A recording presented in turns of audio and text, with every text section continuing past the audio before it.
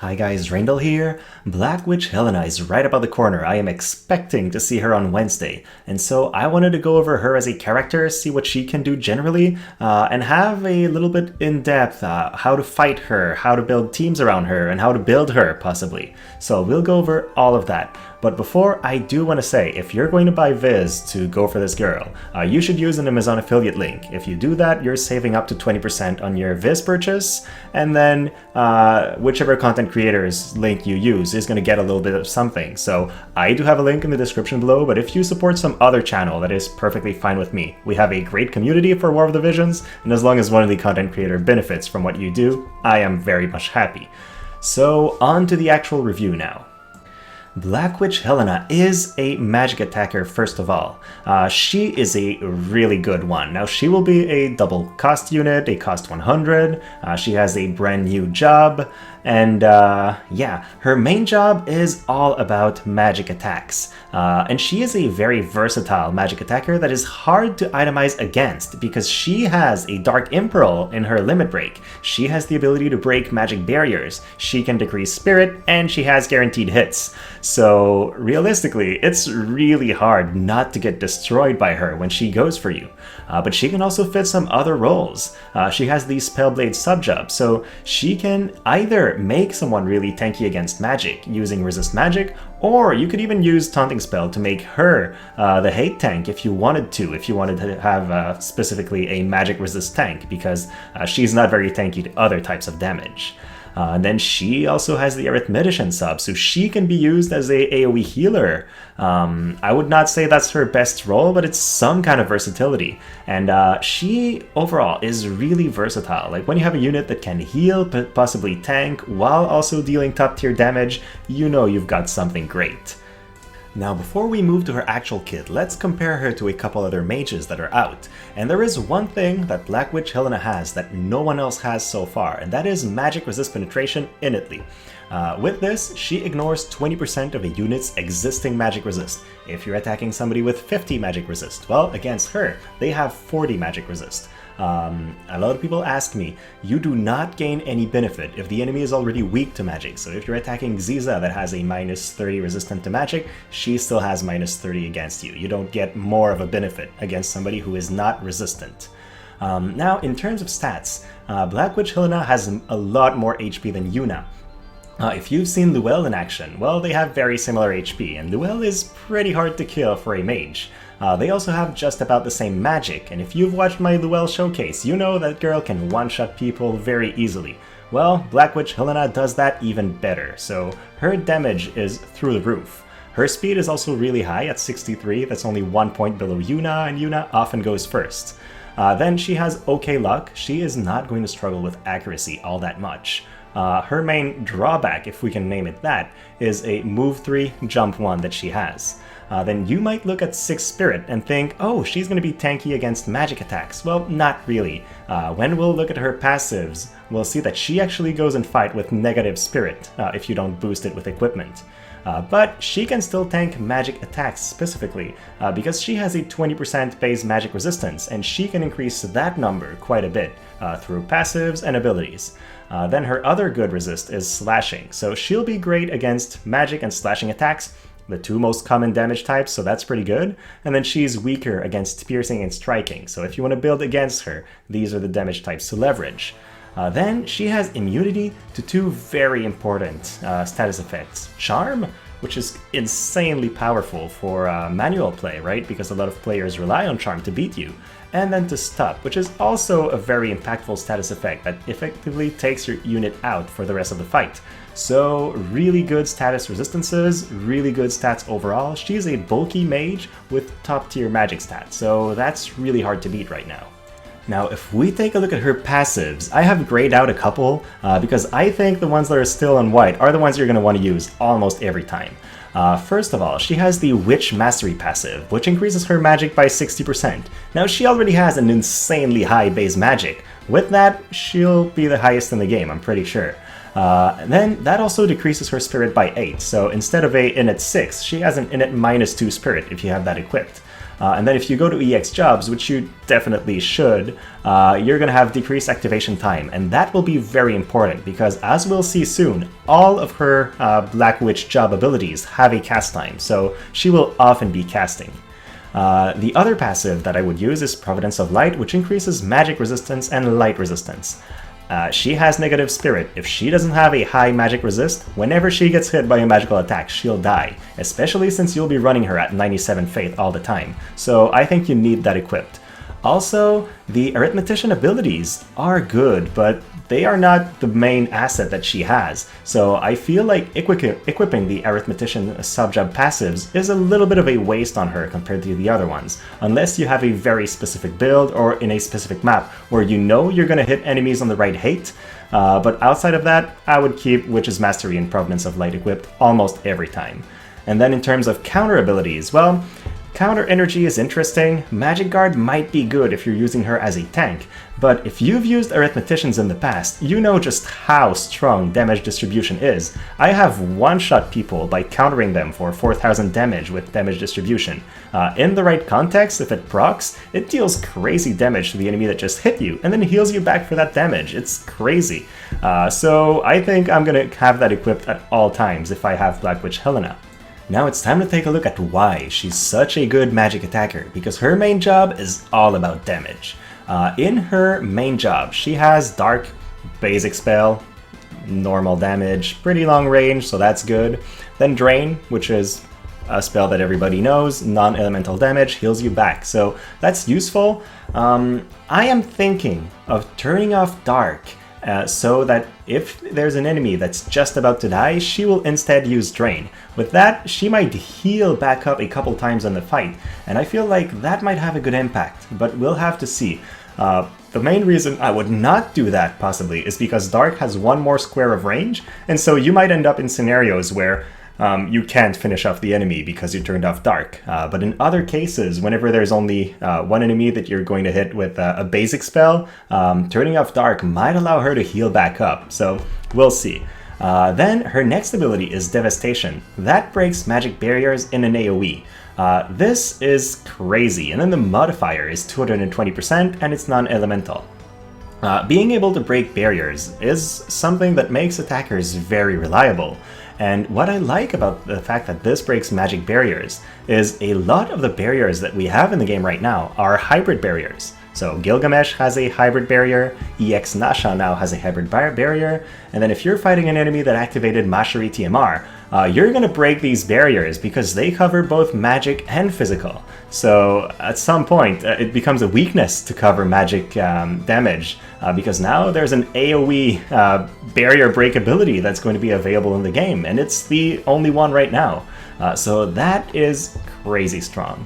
Then she has a buff that increases accuracy and decreases activation time. If you have her Witch passive on, she will now have 550 decreased activation time, which means she ignores basically half the cast time. And that is very important. Units are very fast now, so I often see somebody casting for like 2 to 3 turns back in a row. So if you don't have a way to decrease activation time, you might die before your spell goes up, and that's really bad. So I think this passive will be pretty good. And then increasing accuracy in an AoE, I've seen just how strong that is with 9S in the previous class match. It applies in a lot of scenarios because a lot of units in the EX meta just have a high init luck, and even if they're not built for evasion, you don't have a 100% chance to hit them. But having a buff like this reduces your, let's say 10% miss chance on those units to 0, and that makes your damage much more reliable. So another good ability. But then we're looking at Witch's Hex, which is, I think, her best ability. In a very wide AoE, you will be dealing pretty high damage after decreasing spirit. So you take off 30 of the enemy spirit and then hit super hard. And then if you have her in EX job, you also decrease AP. What I especially like about this is a 30 decrease is very, very high. So normally, I would send Rain against this girl with, say, 60 or 70 spirit. Well, she strips away so much spirit that it's almost impossible to build with a high spirit build against Black Witch Helena. And what's crazy about a flat decrease like this is the fact that this actually goes in the negative. So if you're hitting an enemy that has 0 spirit, well, they will go to minus 30 spirit, and then you will do 30% more damage. So you can actually benefit from that no matter the starting spirit from your enemy. And right now, we don't have units that are immune to spirit breaks. When Charlotte releases eventually, some units will be immune to that effect. But for now, she can hit just about anyone with that ability, makes them weaker against any future incoming magic-based attacks for 3 turns, and that's if she doesn't kill them herself. So, really powerful ability. And then her 120 ability, I feel like it's a good one, but I've seen a lot of JP footage and she doesn't use it all that much because Black Rose's Hex is just so strong. But she has access to Black Rose Judgment, which is a guaranteed hit ability, so if you're fighting a high evade enemy, you now have a way to deal with them, which is also good. It makes her more versatile as an attacker. Then I did not put it on screen, but her Limit Break is an AoE attack that imperils for dark, so it decreases dark resistance and then deals damage. So that is good because a lot of her own abilities are dark element, but it makes her a perfect partner for other dark attackers. So she's gonna do 1 hit, and then you can sweep in with your Rune Stern, with your Dwaynes, and finish the enemy by benefiting from this extra damage. So that's another really good reason why she's powerful with just her main job. Then you might want to equip the Black Robed Witch sub-job, but I'm not that convinced. Like, all her sub-jobs have their advantages. In this case, you would gain Dark Ra, meh. Dark 2 is pretty cool because it's a 2-hit attack, so if you're hitting an enemy that has 1 barrier left, for example, well, you'll hit them with the first barrier and then your second hit will do full damage. So, or you could miss with the first hit, hit with the second. There are quite a few scenarios where that's good. It also chains for dark, but since magic damage doesn't chain, you only get the dark chain here. And she also has an AoE Confuse, which is a TP ability. I love offensive TP abilities. They are not used very often by the AI, so don't count on that for auto, but in some manual play, you could use that to try to land a confusion on the enemy at range while generating some AP for you if you're late in the fight, so that could be good. Then she can berserk an enemy. Not sure, I would prefer the AoE status effect to the single target one either way. Now, her 2 other sub-jobs are sub-jobs that I consider in the top tier, so they're all really strong. First, Spellblade. That is the sub-job. If you want to fight mages, right, she gains access to resist magic, which increases magic resistance in an AoE by 38. With that, she can become a magic tank, or make somebody else on your team a magic tank. She has taunting spells, so she could be doing some hate shenanigans. If you don't want her to be the hate tank on your team, disable that ability, because she will get hit if she uses that. And then you could go Bioblade or Darka Blade to deal some pretty heavy slash damage. What I love about this is if she's fighting an enemy with very high magic resistance and you're running her in the Spellblade sub-job, you have another way to deal damage, right? She doesn't have any bonus magic resistance penetration outside of her master ability, and so if you're fighting an enemy that's magic immune, these slashing attacks are going to be the strongest option in her kit. And I love running units with several damage types because it's just so much harder to build against them. So I see a case where that could be used offensively as well.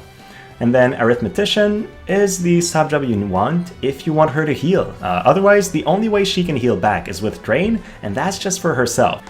If I was running Arithmetician on auto, I would turn off every other ability outside of Height Cura, because Cura is gonna give more HP to everybody. It's the wide AoE attack, well, wide AoE heal, and that's what you want. You don't want her to single target heal someone, because she could instead be blasting the entire enemy team. But sometimes a heal might come in clutch. The other abilities are all good. You could use them in tower, you could use them in manual play if it's the right timing.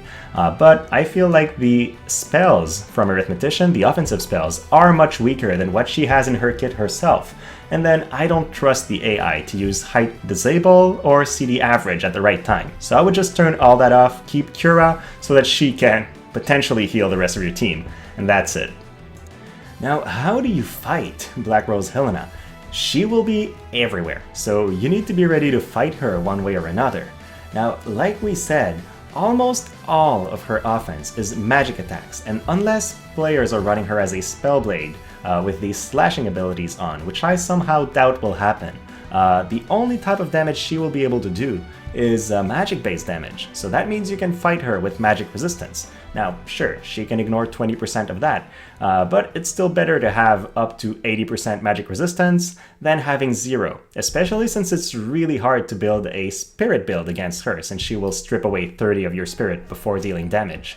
So I would say the most reliable way of surviving her damage is magic resistance. Somebody like Marial is going to be super good, Freyevia. There are a lot of Spellblades in the game. You could even run Black Witch Helena as a Spellblade against another Black Witch Helena and then win because you have all that magic resistance.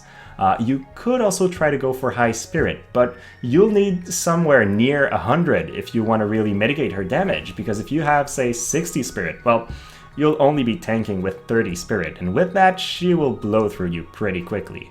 That is until we get, like I said earlier, Charlotte and characters that have spirit debuff resistance, because with that, well, you will be able to build a reliable spirit build and fight her. But for now, that's not really an option. What you can do to mitigate the threat of the spirit break is use ranged TMR. That increases your spirit by 25 for 3 turns, and then she breaks your spirit by 30 for 3 turns. So you're only losing 5 if both effects are on at once. That might be a way to mitigate it, but more realistically, I would go for the magic resist build. Then for the offense side, well, Black Witch Helena is resistant to magic, but her spirit is very low. That means if you're using magic scaled attacks that are not magic, like Garval's magic scaled missile attack, or Jaden was just announced and he's going to have those as well. Or if you're using a Spellblade against her and you're using magic-based slashing attacks, you have ways to deal a lot of damage against her. She has low spirit and she has 97 faith, so magic-based attacks are going to destroy her. Otherwise, she has an innate weakness to piercing and strike, so I would use pugilists probably against her. There are 2 pugilists in the game right now that are built somewhat to fight magical teams. Winter Venera is one of them. Unfortunately, she's time limited, and then Oron is the other, and he's also time limited. But we might get some more units in the future that can do that. Honestly, Black Witch Helena is not that tough against physical attacks either. I think unless she uses a barrier, you can expect to 2 to 3 shot her, and so you don't need a specific person to kill her. You do need, however, somebody to tank her damage while that happens, because while it might take you 2 to 3 hits to kill her, it will probably take her 1 to 2 hits to kill your team. So that's it. Helena's attacks are all very high range attacks. That is really cool because it means she can stay far behind your tank while dealing damage, and she won't be at that much of a risk of getting hit by AoE attacks. Because of that, I would definitely run her with a hate tank. I think they will have natural synergy. Kingmont is one of them. He's just the tankiest character out there right now, so if you want a tank that never goes down, he might be a good pick. Also, since the Black Witch does not need bells, you could give bells to Mund and have him just AoE berserk the enemy team. That's a pretty solid plan. Dwayne has some good synergy as well. Like I said earlier, Helena can Imperial Dark, but Dwayne can also Imperial Dark, so whoever lands the Imperial first will allow the other to hit really hard afterwards. So they have some innate synergy as well. But a combination that I would really love would be using Whisper as a Spellblade. That way you don't need Helena to be a Spellblade, you can make her an Arithmetician or a Black Witch, and then Whisper will increase magic resistance to everybody on your team, and then she'll tank. And with all the damage that Helena will be providing, I don't think you need Whisper to be there for damage. She'll be a super tanky character that just stays in the fight and makes sure that Helena never gets touched, and you're good to go, you'll eventually win. So I would definitely see them as very good partners. Then, if you want, you have your tank, and you have Black Witch Helena, who's a really high damage target. I think you want another person in your team that has very large AoEs, so that they can both drop their AoE at the same time, and there's no way the enemy survives. So if you're hitting like the same pattern, and you're taking 2 of the enemy members in that AoE, you're just going to win your fight. And so good partners for her are partners that have magical attacks. The main reason for that is because Black Witch Helena decreases spirit and breaks magic barriers. So It's good to enable her own damage, but it will also enable any further magical attacks from your teammates. And since Black Witch Helena is very fast, she will likely be the first one to hit. So if she was paired with Luelle, for example, Black Witch Helena would begin, break Barrier or Decrease Spirit, and then Luelle would follow up on that with another AoE attack of her own. And then who can survive that? I don't think much people can. And since there is so little ways to actually tank Black Witch's damage, I would say healing is the best way to survive, right? If she two-shots you but you heal in the meantime every time, that might be a way to tank her a little bit. So if you're using a character that can negate healing, you negate that risk. People cannot have barriers, cannot build spirit, and can hardly build magic resistance, and then they can't heal either. So you have a team that will just eventually die to your attacks. So I'm thinking somebody that does that would be good. Also, Ruinstern, Hazard Crusher, super large AoE on top of Black Witch Helena's AoE Dark Imperil, that would be very strong. So there are a lot of options. Honestly, I'm putting a couple teammates here, but Black Witch Helena seems to me like the kind of character that is so strong that she will work in just about any team comp. A bit like we've seen Yuna do, right? Yuna makes every team comp better. Pretty sure Black Witch Helena will be doing just the same. Now, I am currently thinking of 2 builds that I would run, and the fun thing is you can take like part of the first build, part of the second build, and mix and match them, depending on your style. The first one I will call Can't Stop Me. It's about one-shotting the enemy team. With the release of Black Witch Helena, there will be a new staff that gives magic resistance penetration 20. With that, she has 40 magic resistance pen. Then you want the Galmia Coat for more magic, and Garval's TMR. Garval's TMR ability increases your magic resistance penetration by 50, so with that she ignores 90% magic resistance penetration. And we already know she destroys spirit, so if she has that combination, there is no real way to stop her damage. She'll just come in and destroy your team. So if you're running that combination, you want as much damage as possible. You'll run her with Bahamut, with Maneater, and Magic Attack up probably, and then the Trousseau Vision card for more magic attack, and just as much damage as you can get. And that seems to me like the ultimate one-shot combo for Black Witch Helena. But you could also run her in a much safer build, which I've called the risk-averse build, where you put something like Soul of Thamasa for more magic resistance, the Fides Lacerna for more slash resistance, and then you put her own TMR on herself. And what her TMR does is it gives her a 35% barrier for 3 attacks and increases her agility. It is top tier as well. And so with that, she's got barriers, she's got better resistances. You could spec your Bahamut Esper for more magic resistance and run the Solidus card for more slash resist. And with that, her 2 main strengths, which are slash and magic resistance in terms of defensive abilities, will be bolstered quite a bit, and she'll be really hard to take down. She might not one-shot the enemy team, she might 2 or 3 shot them, but she'll stay on the field for long enough to do that. Then there are a bunch of vision cards that are going to make her much better. The Black Rose card is really good, right? It gives accuracy to everybody, makes everybody faster as well. But with her, the 25 extra accuracy for Dark Unit really pays off.